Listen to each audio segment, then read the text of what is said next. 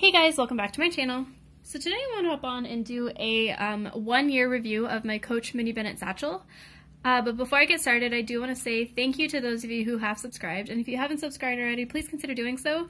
I am going to put out a lot of videos about contemporary designer handbags like Coach, Michael Kors, Fossil, and Furla. And hopefully going to do a lot of kind of up-close reviews of these bags as I use them more, because I did purchase quite a few bags last year. So this is my Mini Bennett Satchel. It is a cute little Boston bag type shape. I bought it from the online Coach outlet in December 2017, and I purchased it for around $90. I'll put all the specific details of how much I paid and the dimensions of the bag in the description box below. It is in the Crossgrain leather, which is a very durable kind of coated and textured leather, so it does not scratch easily or really at all, and it is super durable in terms of just that kind of wear and tear. Like I said, it is the classic Boston bag type shape, but if you look on the inside, I have a crossbody strap. And this crossbody strap is made out of the same crossgrain leather as the bag itself, and it is adjustable via this belt type adjustment with quite a generous number of loops or holes in the adjustment. So the bag is in a black crossgrain leather with gold hardware, so you can see the Coach logo there. It says Coach New York. You have some gold, I don't know, like rings holding the top handle straps. You have the typical Coach hang tag, some gold buttons on the side, a gold zipper, and then some gold buttons here as well. The bottom does not have feet, and it is not like one continuous piece of leather. It is one strip here, and then I think one and one, and you kind of see how it's put all together. There's actually a really cool video on like the making of a Boston bag somewhere on YouTube. I'll link it down below, but it's really interesting to see how these are made and how they, you know, kind of are structured. In terms of like wear and tear, like obvious wear and tear, in terms of the glazing, everything has been fine. The only problem I have is this little speck right here. I don't know if you can see that. That's white. It has some kind of residue on it. I think that might have been there when I got it, but I certainly have no idea where it came from if it wasn't there. So that's the biggest kind of wear and tear on this bag, I think, in terms of the material degrading or something.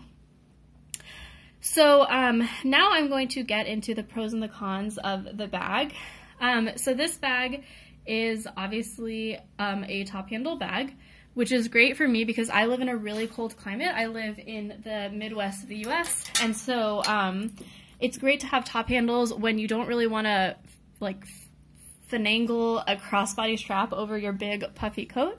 So this is great if I'm just like want to carry this in the crook of my arm and move on. But then of course if you attach the crossbody strap as so,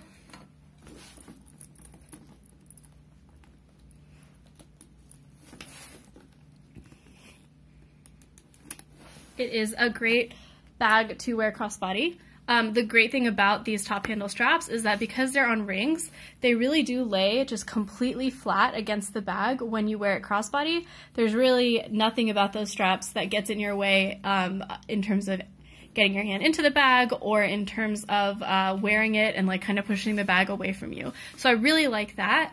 That's something that I think I really value in the top handle of a crossbody bag, just making sure it lays flat and stays out of the way. Of course, the crossgrain leather is another pro. It's super durable, won't scratch easily, will not show wear and tear very easily. I think I've actually run into like a wall with this, and obviously nothing has happened to it, and so it's a great material to make a bag out of.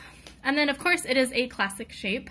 Gucci's been making a Boston bag since forever, same with the LV Speedy Speedy bag. This kind of like bowling bag type shape is very popular, and in fact my fiance finds this shape very attractive. This is my favorite handbag this is his favorite of my handbags because he thinks it just looks so classic and sleek and functional, so I think this shape certainly will never go out of style.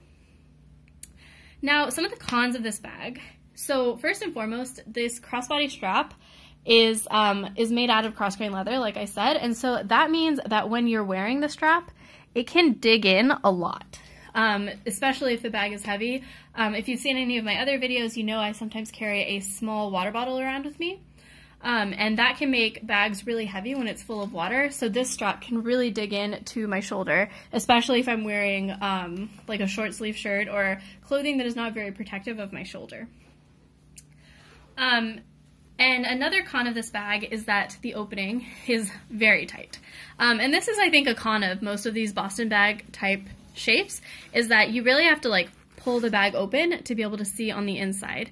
And then the inside on this bag is black. So that makes it really difficult to find your things, especially when you're wearing it crossbody, because you have, if you're wearing it crossbody, you could probably only have one hand to really maneuver in it.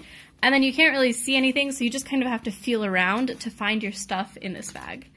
And so that has been basically the biggest con to me for this bag. It's just very difficult to use. It's not functional to me. In particular, you know, I've tried bag organizers in this bag to see if it would help me be able to find my stuff and like compartmentalize a little bit better. I do compartmentalize. I mean, I basically put things in pouches, like I have a wristlet that I use for my catch-all, and then I just have my wallet, key case, and sometimes car keys. So it's not like I have a ton in here, but things can just like slip to the bottom of this bag when I'm carrying it around. And I have a video on how I pack this bag that kind of goes into those problems in more detail, so I will put a card above so that you can see that as well. So like I said, I've tried bag organizers, and you would think that this is a pretty classic shape and that you could maybe use a Speedy 25 bag organizer for it, but you actually can't. It's a little bit smaller than a Speedy 25. So in terms of bag organizers, you are very limited in what you can get. You can maybe order a custom one, but custom ones can be pretty expensive, and this is already a pretty inexpensive bag, so I'm not sure that it would be worth it for me, especially because it is a small bag, so a bag organizer does take up a lot of space inside. So I don't know. There's pros and cons to a bag organizer, but for me, I tried one. It didn't really help me get through any of my pain points with this bag. And even more so I have recently gotten engaged, and so, not really recently, but this year I got engaged, and so when I wear my engagement ring, putting my hand in and out of the bag, the ring will get caught on the opening because it's pretty tight, and my ring has like a relatively high setting, so that again makes the bag pretty not functional for me. So yeah. And then in terms of more wear and tear on the bag, so like I said, the material is pretty much fine. The crossgrain leather doesn't have any scratches or anything. The glazing here has some kind of white residue, but otherwise the bag, you know, seems fine in terms of material. But in terms of shape, it does have a bit of wear and tear. I talked about this a little bit in my how I store my bag video, but I had been storing my bag like this on a hook, using the top handles, and I think that kind of elongated and destroyed a little bit of the shape of the bag. If you can see right here, this corner of the bag is a little bit dipped in. Yeah, you can see it a lot better like that. So you see that dip?